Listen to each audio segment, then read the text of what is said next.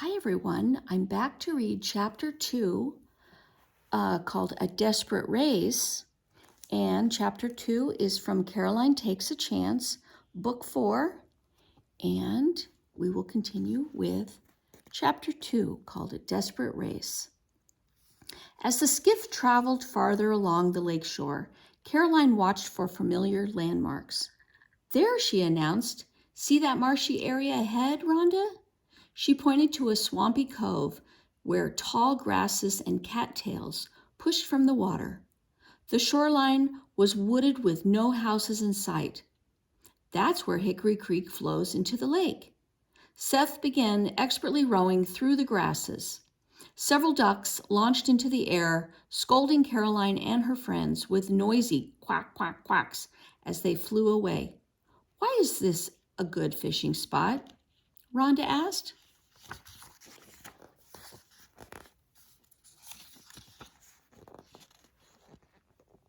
Two reasons, Caroline told her. First, fish like the warmer water flowing from the creek. And in just a moment, you'll see the second reason we like this spot, Seth promised.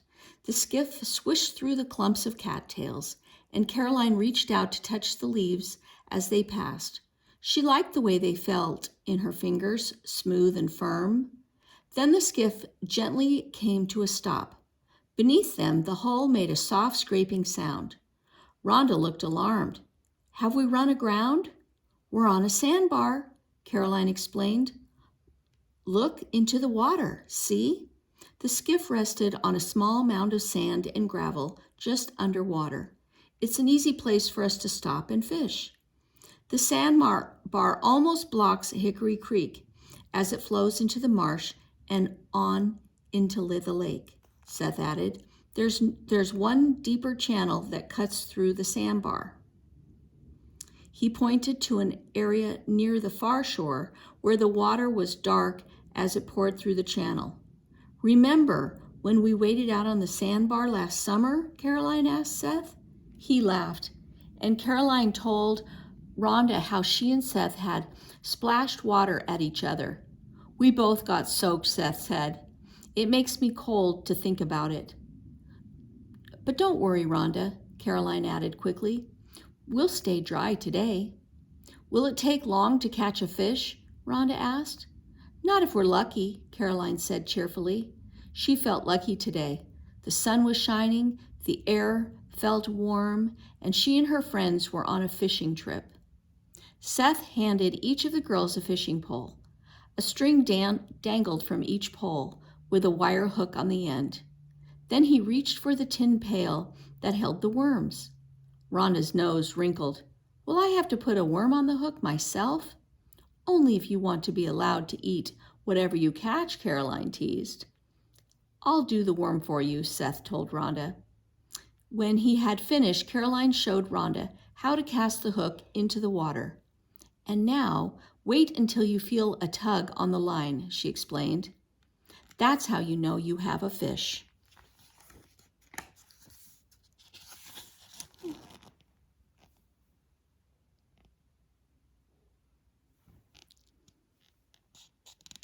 I hope I catch. Rhonda stopped suddenly. Oh, look, she pointed at a long, low boat that had just come into view. An American flag fluttered from the bateau's single mast. The boat was traveling near the shore, heading toward Sackett's Harbor. Rhonda's eyes lit up. Maybe the American soldiers are returning. Seth shook his head. I don't think so. Since it's by itself, it's most likely a supply boat. Caroline's hopes soared like a gull. She held her breath, squinting at the bateau until she was able to pick out the red banner flying below the national flag. It's Irish Jack, she cried. Hurrah! Rhonda cheered. Jack and his men will easily make Sackett's Harbor with plenty of time to unload yet today, Seth said. Watch out, Rhonda. I think your line got tangled in those cattails. His voice trailed away. Oh no, he whispered. He pointed straight north, past the marsh, to Lake Ontario's open water. Caroline's heart dropped as she followed his gaze. A sloop had just appeared, and she could see a British flag flying from the tallest mast. "It's an enemy ship," she whispered. Rhonda's eyes were wide. "It's making straight for us." "It's not making straight for us," Seth said grimly. "It's making straight for the bateau." Her heart racing, Caroline's eyes eyed the sloop. Seth was right. Although the British sloop was zigzagging to make best use of the wind, its captain was clearly heading toward the American supply boat. Irish Jack must have seen the enemy sloop too. His bateau was moving quickly now. It was drawn so close to the marsh that Caroline could see Irish Jack's wild red hair. His crewmen were pulling hard on the oars. Caroline clenched handfuls of skirt fabric in her fist. "Faster," she urged the crew. "Are they trying to run for Sackett's Harbor?"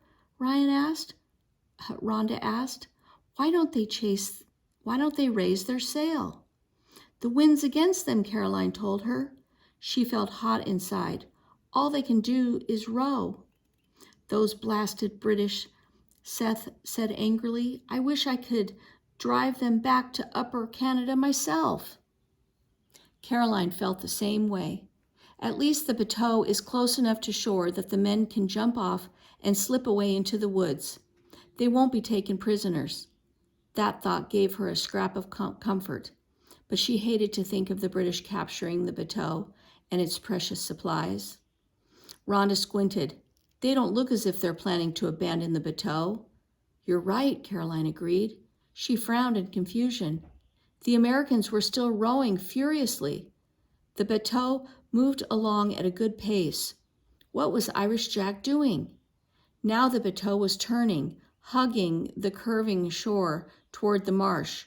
Wouldn't Irish Jack make better time to Sackett's Harbor if he kept his boat going in a straight line instead of turning into the marsh? Suddenly she understood. He's heading for the creek. Seth leaned forward, watching intently. "Of course, that's just what I'd do. Irish Jack grew up nearby. He knows every waterway for miles around." Rhonda pushed her bonnet back in order to see better. "Isn't the bateau too big to travel up the creek?" "A bateau rides high in the water," Seth explained. "It will glide right through the deep channel.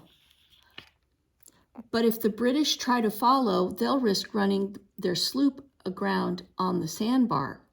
I'd guess Irish Jack could make it maybe half a mile or more before the creek gets too narrow and shallow for them to continue. They'll be safe from the sloop's cannons anyway." The British ship was well away, but still making its determined progress toward them. "Go," Caroline yelled across the water to Irish Jack and his men. "You can make it." She hugged her arms across her chest, every muscle tight, wishing she could help them row. The bateau was so close now that she could hear the oars splash. The men were grunting with effort, bending forward and leaning back in rhythm as they strained to outrun the sloop. As Irish Jack muscled the bateau perfectly along the cattails and on through the narrow channel, Caroline and her friends cheered. The big man gave them a quick wave before his boat slid into Hickory Creek. Soon the bateau moved around the bend and out of sight. Caroline turned toward the British sloop. "You've lost," she crowed, although the sailors were too far away to hear. "Turn back." But the sloop did not turn back. Caroline sensed a triumph turn to alarm. "I don't believe it," Seth pounded one fist against his knee. "The captain is going to try to follow Jack." "I thought you said his sloop would run aground if he tried to sail into the creek," Rhonda said. Seth narrowed his eyes, considering. "Normally it would, but the creek is running high from the spring rains. Maybe the captain thinks his sloop could make it through the channel. And," Rhonda finished the sentence, "and if it does, the British will catch the bateau." Caroline couldn't bear to see the British seized the supplies that were so desperately needed at the shipyard. But what could she and Seth and Rhonda do? throw their fishing poles at the sloop? Seth could hardly use his little axe to attack a British sloop armed with cannons. Caroline closed her eyes, trying to concentrate. All we need is one idea, she thought. Just one good idea. A gull called harshly. Caroline opened her eyes and saw a lone white gull diving nearby. It startled a turtle that had been sunning itself on a fallen log. Caroline stared at the log and caught her breath. Quickly, she began pulling off her shoes and stockings. Seth, she cried, see that fallen log? We might be able to block the channel with it. Seth glanced at the log and yanked off his shoes. It's a grand idea, he said, although I don't know if it will work. We can try, Caroline said stubbornly. Rhonda leaned to the far side, and Rhonda looked puzzled, but she did as Caroline asked. Caroline swung her legs over the skiff's side and slid onto the sandbar. She yelped as icy water clutched her feet, her shins, her knees. The creek water was higher than usual. She could feel the current tugging at her as it flowed over the sandbar. Seth splashed down beside her. He pulled Sparrow higher on the sandbar, making sure that it was wedged tight and wouldn't float away. Just sit still. You'll be fine, he told Rhonda. Caroline, I'll haul the log over. You grab any branches you can find. I want to help too, Rhonda pulled off her shoes and stockings. Seth took her hand as she scrambled into the water. Rhonda gasped. Ooh, it's freezing, her beautiful skirt billowing like a flower before becoming waterlogged. I'll look for branches, she said. Be sure to stay on the sandbar where the water isn't too deep, Caroline warned her. The girls headed toward shore, struggling to move through the cold water. Caroline wished she were as tall as Seth and not wearing long skirts. The sand shifted beneath her feet with every step. Let's grab that one, she said, pointing to a large branch on shore. The girls retrieved the branch and pulled it over the sandbar to the deep channel. Seth waded to the log where the turtle had been sunning, and with a mighty heave, he managed to tug it free. Caroline held her breath as he floated it back through the cattails. Is it long enough to block the channel? Rhonda asked anxiously as Seth joined them on the sandbar. We'll see. Seth pointed the log directly across the channel and shoved it into the water. The fast-flowing water pushed the log as if it were a matchstick. Instead of sinking straight across the channel like a closed gate, the log was pushed sideways by the current so that it sank at an angle. Like an open gate, Caroline's hopes sank like the log. It's a start, Seth said grimly, but we'll need a lot more than that log to block the channel. Caroline quickly passed him the big branch that she and Rhonda had found. Try adding this. Seth pointed the branch and threw it into the channel like a spear, just upstream of the log. The water pushed it against the log, and for a moment Caroline was afraid that the branch would float away, but it settled underwater. Caroline heaved a sigh of relief. Every stick or branch that caught up against the log would help block the sloop. I see another one, Rhonda called.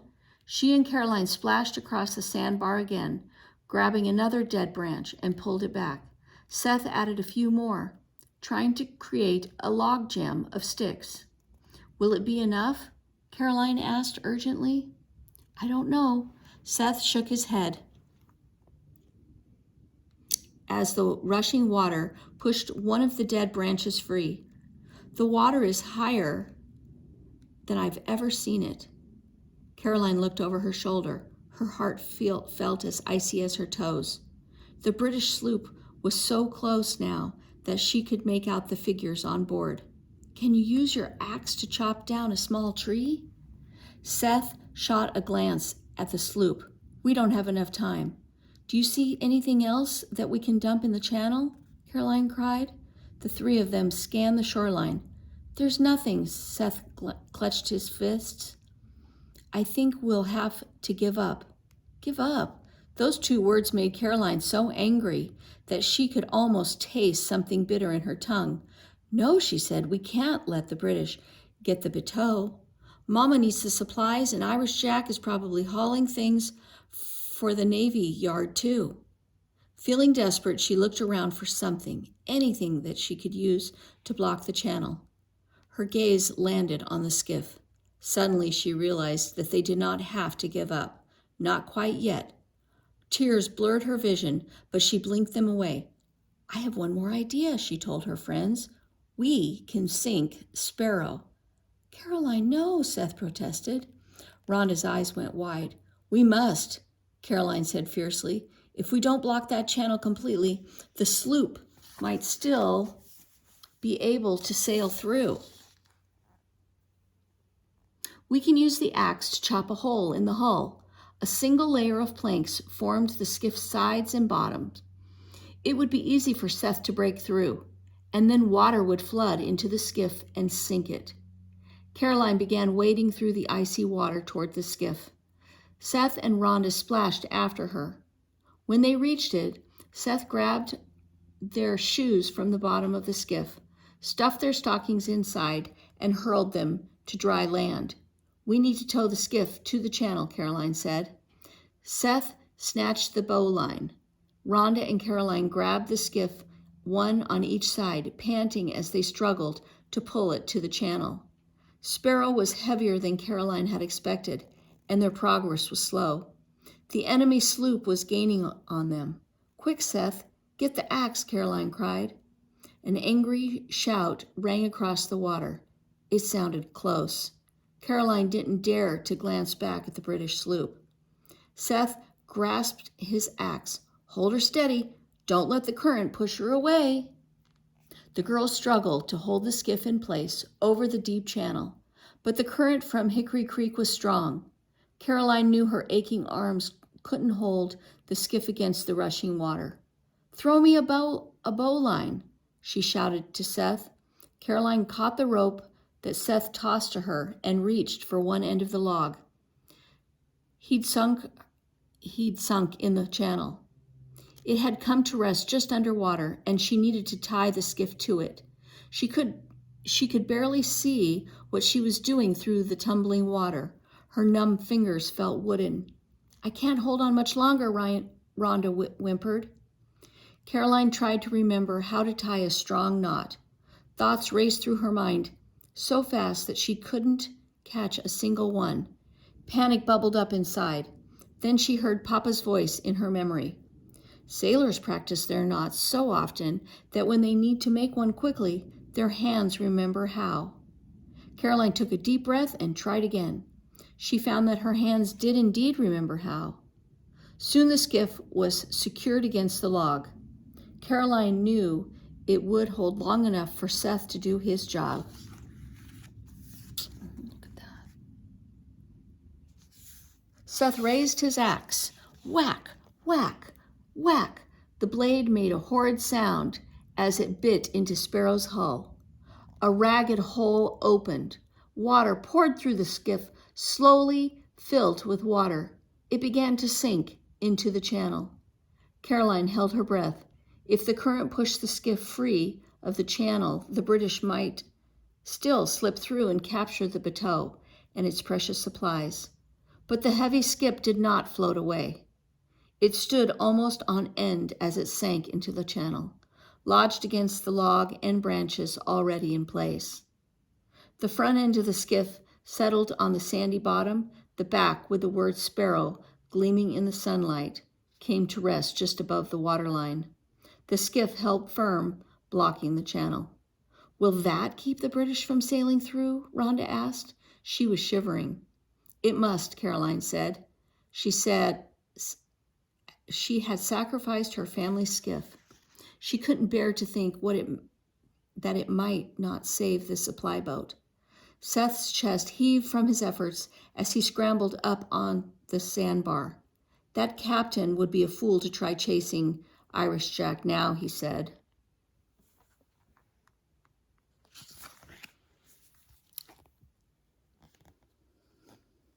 Be on your way, Rhonda told the British captain. Oh, I think I skipped a page. Oh, that's it. Be on your way, Rhonda told the British captain. She shaded her eyes with one hand, peering intently at the sloop. Caroline imagined the British officers watching through spyglasses as they tried to decide what to do. The next few moments seemed to pass very, very slowly. Finally, the sound of shouted commands drifted across the water. The crewmen adjusted the sails. The sloop turned back toward Upper Canada. They're giving up, Rhonda cried. Seth whooped with joy. Caroline could hardly believe her eyes. But there was the British sloop sailing away in defeat. We did it, she said. We really did it. And that is the end of chapter 2 in book 4. And we will read chapter 3 next time.